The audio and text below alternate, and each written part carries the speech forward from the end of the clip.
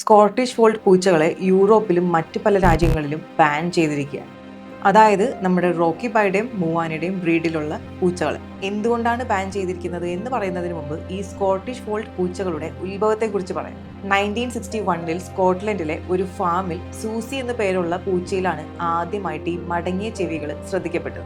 സൂസിയുടെ ചെവി മടങ്ങിയിരുന്നത് ഒരു genetic mutation മൂലമാണ്. ഈ പ്രത്യേകതയുള്ള ചെവി ആകൃതി ഒരു സ്വാഭാവികമായ മ്യൂട്ടേഷൻ ആയിരുന്നു, അല്ലാതെ മനുഷ്യനുണ്ടാക്കിയതല്ല. പക്ഷെ പിന്നീട് ഈ പ്രത്യേക ചെവിയുള്ള പൂച്ചകളെ മനുഷ്യർ ഉദ്ദേശപൂർവ്വം വളർത്താൻ തുടങ്ങി. അങ്ങനെയാണ് സ്കോട്ടിഷ് ഫോൾഡ് എന്ന പേരുള്ള പൂച്ചകൾ ഉണ്ടായത്. മടങ്ങിയ ചെവി കാരണം ഔൾ ലൈക്ക് അപ്പിയറൻസ് എന്നുള്ള ഒരു പ്രത്യേക പേര് കൂടി ഈ പൂച്ചകൾക്ക് ലഭിച്ചു. പക്ഷെ പിന്നീടാണ് കണ്ടെത്തിയത് ഈ പൂച്ചകളിലുള്ള സെയിം ജീൻ തന്നെയാണ് ചെവികൾ മടക്കാനുള്ള കാരണവും ഓസ്റ്റിയോകോൺഡ്രോഡിസ്പേഷ്യ എന്ന എല്ലുകളെയും ജോയിന്റുകളെയും ബാധിക്കുന്ന രോഗത്തിനും കാരണം. ചുരുക്കത്തിൽ പറഞ്ഞാൽ സ്കോട്ടിഷ് ഫോൾഡ് പൂച്ചകൾ ഒരു സ്വാഭാവിക മ്യൂട്ടേഷനിൽ നിന്നും ഉണ്ടായതാണ്. പക്ഷെ മനുഷ്യർ അതിനെ ഒരു ബ്രീഡാക്കി. എന്നാൽ അതിന്റെ ആരോഗ്യ പ്രശ്നങ്ങളാണെങ്കിൽ വളരെ വൈകിയാണ് മനുഷ്യർ മനസ്സിലാക്കിയത്. ചുരുക്കത്തിൽ പറഞ്ഞാൽ ഈ ജീനിലുള്ള എല്ലാ പൂച്ചകൾക്കും bone and joint related problems ഉണ്ടാവും. അതുകൊണ്ട് തന്നെ ഈ ജീനിലുള്ള പൂച്ചകളുടെ ജീവിതകാലം മുഴുവൻ വേദനകൾ മാത്രം നിറഞ്ഞതായിരിക്കും. അതുകൊണ്ടാണ് സ്കോട്ടിഷ് ഫോൾഡ് പൂച്ചകളെ ബ്രീഡ് ചെയ്യിപ്പിക്കുന്നത് പല രാജ്യങ്ങളിലും നിരോധിച്ചത്. സ്കോട്ട്ലൻഡിലുള്ള വെറ്റിനറി ഡോക്ടറായിട്ടുള്ള എൻ്റെ ഒരു ഫ്രണ്ടാണ് കഴിഞ്ഞ ദിവസം എന്നോട് ഈ ഒരു കാര്യം പറഞ്ഞു.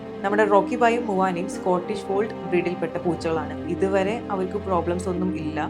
പക്ഷേ ഇനി മുന്നോട്ടും അവർക്ക് പ്രോബ്ലംസ് ഒന്നും ഇല്ലാതിരിക്കാൻ വേണ്ടി നമുക്ക് പ്രാർത്ഥിക്കാം.